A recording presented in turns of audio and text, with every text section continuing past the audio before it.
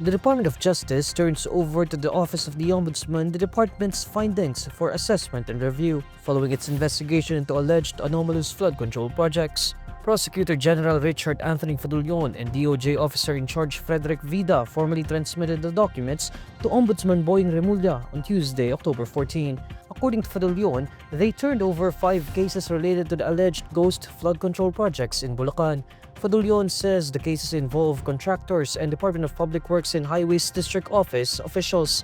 He adds that the cases include possible charges of malversation, falsification by public officers, perjury, and graft and corruption. Fadulyon says the department is waiting on the Ombudsman's directive on whether it can proceed with the preliminary investigation of these cases. Ito po ay simula pa lamang ng investigasyon o pagsusuri na ginagawa ng department patungkol sa mga kaso na involving dun sa flood control.